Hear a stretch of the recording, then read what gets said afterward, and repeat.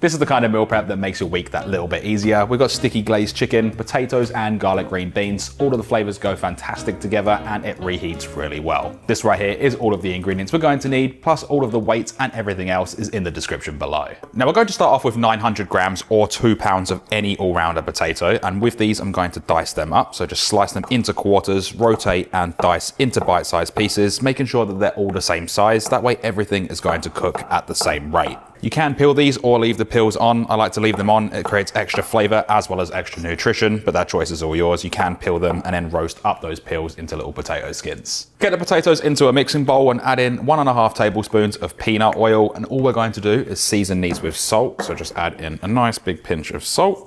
And I'm also using ground white pepper for this recipe. You can season this with any of your favorite herbs and spices. I'm going to keep this nice and simple for this one. Give it all a good mix around with your hands. Just make sure everything is evenly incorporated. None of those potatoes are stuck together. Get these into an air fryer basket, or you can do it in the oven, which I'll have instructions for in the description. We're going to cook these at 200 degrees Celsius or 400 degrees Fahrenheit for about 20 to 25 minutes or until golden, shaking the basket halfway through. Now in this bowl, I've got 1 kilo or 2.2 pounds of boneless and skinless chicken thigh. We're going to add in 1 teaspoon of smoked paprika and 1 teaspoon of onion powder. Go in with a little bit of ground white pepper again. You can use cracked black pepper here, it's completely fine. I just prefer to use this for Asian inspired recipes. And add in about 1 tablespoon of peanut oil. Give these a good mix around with clean hands, just make sure all of those spices are evenly incorporated. And for this recipe, I'm leaving those chicken thigh whole, but you are more than welcome to slice them up or dice them if you prefer. Now for the sauce, we're going to need 1/2 cup of light soy sauce or low sodium soy sauce, 1/4 cup of chicken stock, 2 tablespoons or 40 grams of honey, just adds that nice little bit of sweetness, 1 teaspoon of sesame oil for that nice nutty finishing flavor, 1 teaspoon of rice vinegar or apple cider vinegar for a little acidity, and then we can mix 1 tablespoon of cold water with 1 teaspoon of corn flour. Just give this a nice little mix around, make sure there's no lumps, just give it a stir. Once that's nice and clear, we can add that straight into our sauce. We can then grate in 4 cloves of garlic, and we can do this on a microplane to get that nice fine paste. Make sure you scrape all of that in there. We do also need 2 cloves of garlic for our green beans as well, so this can be done at the same time, and we can pop this aside. With our sauce, add in some ground white pepper. Give this all a really good mix through, making sure you break up that honey, that garlic, and the corn flour, making sure everything is nice and smooth, and we can pop this aside for the time being. Now for our green beans, we're going to need 250 grams or 8.8 ounces. We can go through and just pick off those stems. You can do this by hand like what I'm doing, or you can do it with a knife. That choice is all yours. And then just give these a nice wash. With all of these done, these can then be popped aside for the time being with one thing left to do, which is an optional ingredient, and that is 2 spring onions or scallions. If you want to use these, just go through and thinly slice. You can put these into ice cold water to crisp them up a little bit and keep them nice and fresh. And like I always say, don't go out and buy a whole bunch just to use 2 for this recipe. I'm only using it as a garnish.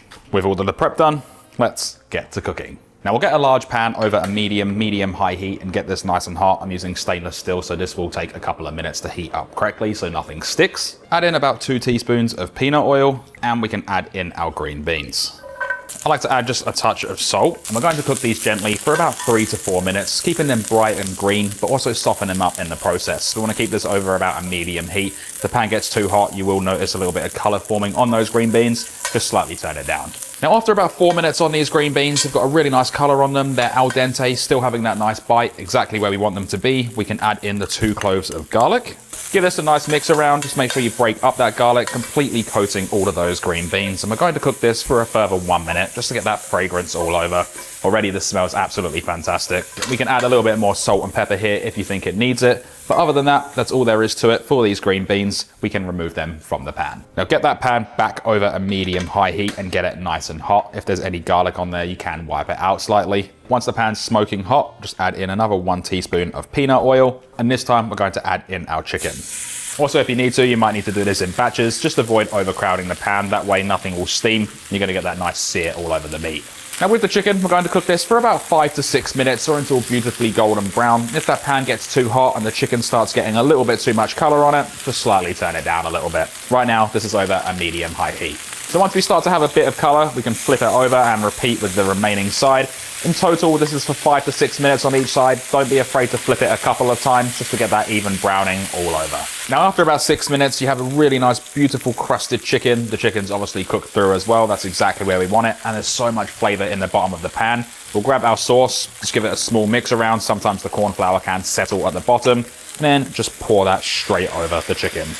Keep this over a medium-high heat. Just flip the chicken a couple of times, let that sauce thicken up, turn into a glaze, and completely coat the chicken. It's also going to rip up all of the flavor off the bottom of the pan, just creating even more flavor. All we need to do is just let this cook for about 2 minutes to thicken up and turn into that nice glaze. You can also add a little bit of spring onion at this point, if you are using it, of course. Then after about 2 minutes, you've got a beautiful glaze that coats absolutely everything and it's nice and thick. We can then turn this off the heat and remove it from the stovetop.